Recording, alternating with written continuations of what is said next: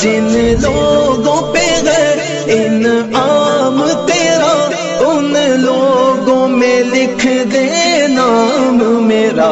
جسم کے ساتھ جنت اور دوزخ اور یہ سب نظارہ کر کے آئے ہیں، اس کو معراج جسمانی کہتے ہیں۔ 15 پارے کی پہلی آیت میں اس کا تذکرہ ہے، سبحان الذی اسری بعبدہ لیلا من المسجد الحرام الی المسجد الاقصی، اس میں تذکرہ ہے۔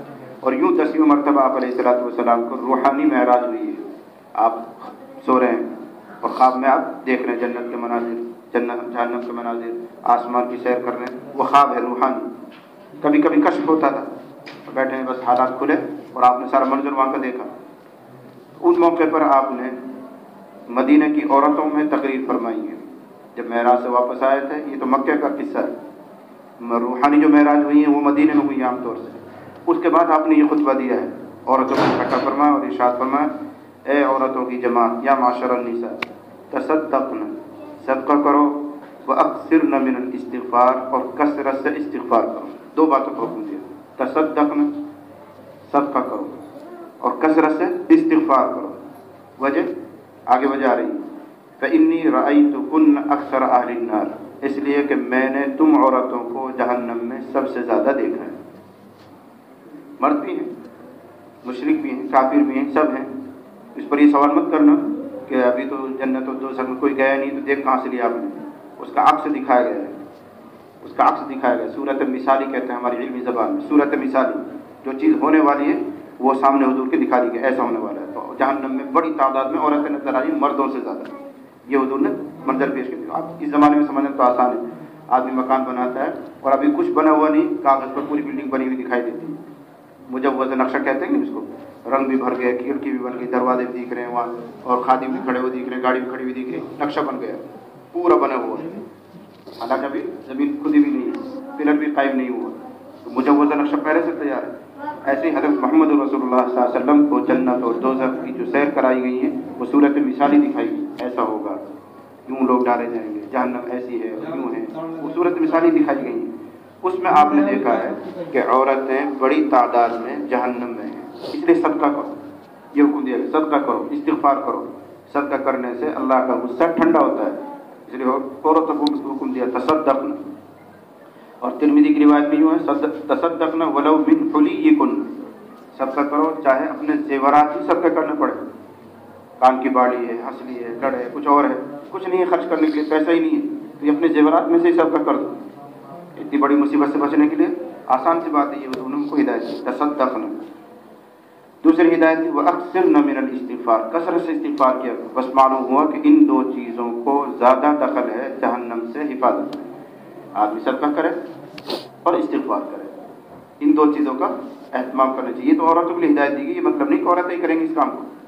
ایک معاملہ پیش آیا تھا، آپ دیکھ کر آئے ہیں جہنم کو، اس لیے متاثر ہو کر عورتوں کو جمع کیا اور تقریر کی، لیکن یہ نسخہ ایسا ہے کہ اس کو مرد بھی اختیار کریں، کوئی ان کو بھی سنایا گیا ہے جو بڑی تعداد میں جہنم میں جا رہے ہیں، ان کے لیے ہدایت ہے کہ تم جہنم سے بچنے کے لیے صدقہ کرو اور استغفار کرو۔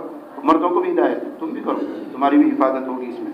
ہمیں بھی اپنی عادت بنانی چاہیے صدقہ کرنے کی، یومیہ صدقہ کرنے کی۔ میں نے پہلے بھی یاد دلایا ہو، جتنی وسعت ہے، 2 روپے کی، 5 روپے کی، 10 روپے کی، روزانہ الگ کر لیے صدقے کے نام سے، اکٹھا کریں ایک ڈبے میں، کہیں ڈالتے رہیں، مہینہ ہو جائے، 2 مہینہ ہو جائے، ایک مقدار بن گئی، 400 500 200 روپے بن گئے۔ اب کسی غریب کو، کسی بیوہ کو، کسی یتیم کو، کسی مستحق کو دے دو، ہو گیا صدقہ۔ لیکن یومیہ صدقہ کرنے کی عادت ہونی چاہیے۔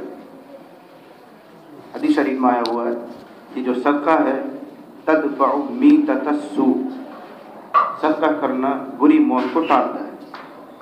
اس نے خاتمہ مانگتے رہتے ہیں ہم سب، اللہ ہمارا خاتمہ اچھا کر دے، اللہ ہمارا خاتمہ اچھا کر دے۔ تو بری موت کو ٹالنے کے لیے ایک نسخہ ہے کہ آدمی پابندی سے صدقہ کرے، اور نہیں کہا جا رہا ہے کہ 1000 روپے کرو، 2000 کرو، 5000 کرو، کتنی بھی وسعت ہے۔ اگر 1 روپے کی وسعت ہے تو اسی کو گلک میں ڈال دو کہ اللہ تیرے نام دے سکتا ہے، میں دوں کس کو، یہ 10 ہو جائیں گے، 20 ہو جائیں گے، کسی غریب کو دے دوں گا، دل میں یہ جذبہ۔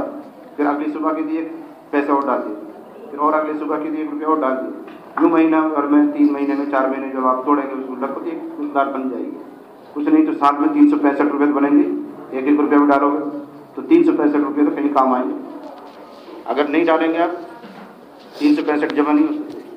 ایک حدیث شریف میں آیا ہوا ہے کہ بندے کے بدن میں 360 جوڑ ہیں، ہر جوڑ کی طرف سے ایک صدقہ کرنا واجب ہے۔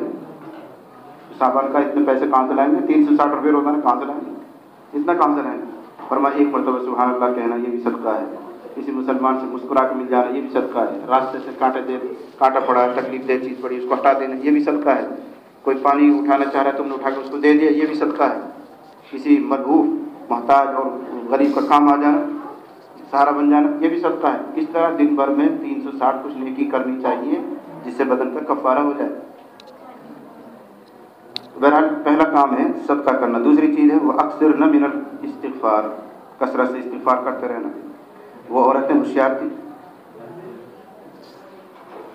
उन्होंने पूछा, एक औरत ने कहा क़ालत इम्रअतुम मिनहुन, उनमें से एक औरत ने कहा मा लना अक्सर अहलिना, हमें क्या हो गया हम जहन्नम में सबसे ज़्यादा नजर आई आपको, ऐसी क्या बात है हमारे अंदर। अल्लाह के नबी आप ये खबर दे रहे हैं कि औरतें ज़्यादा नजर आई हैं, तो हमें ऐसी कौन सी बात है जिसकी वजह से औरतें जहन्नम में ज़्यादा जाती हैं। तो आपने फरमाया तुक्सिरन लाना व तकफुरन अशीरा, दो गुनाह बताए या उनकी दो आदतें बताई कि तुम लान तान ज़्यादा करती हो। तुक्सिरन लाना, माटी गिर जाते हो, माटी पड़ जाए, ढेर मर जाते हो, नो हो जाए, बड़ा करसी लड़ती ना, कहा तो अपने शौहर से ही बक रही, सास से बक रही है, और से बक रही है। तुक्सिरन लाना, तुम्हारी एक आदत है कि तुम लानत ज़्यादा करती हो। और लानत के बारे में खुदा का कानून ये है कि जब बंदे के मुंह से लानत निकलती है तो पहले वो आसमान की तरफ जाती है, आसमान के दरवाजे बंद, नहीं चढ़ने दिया जाता उसको, वो ज़मीन की तरफ उतरती है, ज़मीन के दरवाजे बंद, हदीस में इसी तरह है वो। जब आसमान और ज़मीन के दरवाजे उसको बंद मिले तो फिर ये लानत चलती है उसकी तरफ जिस पर भेजी गई। अगर वो मुस्तहिक है तो उसको लग जाती है, अगर वो मुस्तहिक नहीं है तो कहने वाले की तरफ वापस लौट कर आती है। और ये जो मासूम बच्चे हैं गोद में, ये कौन से मुस्तहिक हैं, और माँ कोसती रहती हैं, औरतें कोसती रहती हैं, वो लानत का असर लौट कर वापस औरत को आता है, माँ को आता है। तो सिर्फ लान, ये मतलब इस हदीस का, तुम कसरत से लानत करती हो, इस लानत की वजह से तुम खुद मुस्तहिक से जहन्नम बन जाते हो। देखो अपने गाँव के और अपनी बच्चों का, अपनी औरतों का माहौल देख लीजिए। तो सिर्फ लान। दूसरा जुर्म बताया वह तकफुरन अशीरा, तुम शौहरों की ज़्यादा नाशुक्री करती हो। नाशुक्री, शौहरों की नाशुक्री तुम्हारे मिजाज में है और लानत खूब करना तुम्हारे मिजाज में है। इन दो वजह से तुम लोग जहन्नम में जाती हो। शौहर की नाशुक्री क्या है, हदीस में उसकी वजाहत की गई।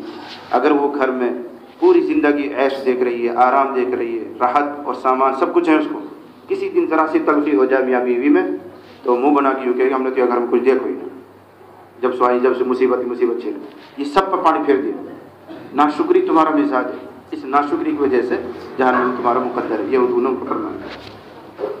फिर फरमाया मा रअयतु मिन नाक़िसाति अक़लिन व दीनिन अग़लब लिज़ी लुब्बिन मिनकुन्न, मैंने नहीं देखा तुम्हारे मुकाबले में नाक़िसुल अक़ल और नाक़िसुद दीन होने के बावजूद किसी अक़लमंद पर गालिब आ जाने वाली सिवाय तुम्हारे। यानी तुम वैसे तो नाक़िस अक़ल हो, नाक़िस दीन है तुम्हारा, लेकिन इसके बावजूद बड़े से बड़े समझदार मर्द पर तुम गालिब आ जाती हो। बड़े से बड़े औरत का मकर तो मशहूर है, और मुझसे ज़्यादा मेवाती कहावतें और मसल तुम्हें याद होंगी।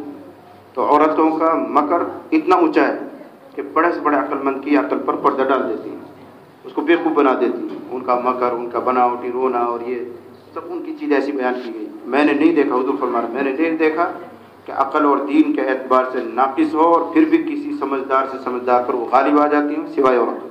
तुम ऐसी चीज़ हो। फिर सहाबिया ने पूछ लिया मा नुक़सानुल अक़ल, हमारे अक़ल के नुकसान की क्या बात है, हम क्यों कमज़ोर अक़ल वाली हैं, आप क्यों फरमा रहे हैं। फरमाया क्या ये नहीं है कि शहादत इमराअतैन बिशहादत रजुलिन, क्या ये नहीं है कि दो औरतों की गवाही एक मर्द के गवाही के बराबर होती है। कुरान हदीस का जो मसला है उसके एतबार से किसी मसले में अगर एक मर्द गवाही दे और दो औरतें गवाही दें तो ये दो औरतों की मिलकर एक मर्द की गवाही बराबर बनती है। तो तुम तो इस एतबार से अक़ल की नाक़िस हो, जब ये कुरान में तो कह रहा है कि दो औरतों मिलकर एक गवाही बनेगी। दूसरी है वतमकुसुल अय्याम ला तुसल्ली, दीन इसलिए कमज़ोर है तुम्हारा कि कुछ दिन हर महीने में तुम नमाज छोड़ देती हो। वो एक उज़्र है, हैज़ आ जाना, निफास का आ जाना, कुछ और बात है। हर महीने में तुम्हारी नमाजें घटती हैं, कुछ रोज़े छूटते हैं, इस एतबार से भी तुम्हारा दीन कमज़ोर है। अगरचे अल्लाह ताला के हिसाब में नामा अमल में ये गुनाह शुमार नहीं किया जाएगा। इन दिनों की जो नमाजें छूट रही हैं, रोज़े छूट रही हैं, कोई कसूर नहीं, आसमानी एक उज़्र उनको लगा हुआ है और इन दिनों की नमाजें नहीं दोहराई जाएंगी, शरीयत का एक हुक्म है। लेकिन बहरहाल ज़ाहिरी एतबार से मर्द उन दिनों में नमाज़ पढ़ता है और तुम नहीं पढ़ पाती, एक नुकसान है। تو تم عقل اور دین کے اعتبار سے ناقص ہونے کے باوجود کسی عاقل آدمی پر غالب آ جاتی ہے، ایسی کوئی اور مخلوق میں نے نہیں دیکھی جو کمزور عقل ہو اور پھر غالب آ جائے کسی عقل والے پر۔ تو یہ چند حدیثیں استغفار کے تعلق سے آپ کے سامنے آئی ہیں۔ اللہ تعالیٰ ہم سب کو ان پر عمل کی توفیق عطا فرمائے اور کثرت استغفار کی عادت اللہ تعالیٰ ہم سب کو عطا فرمائے۔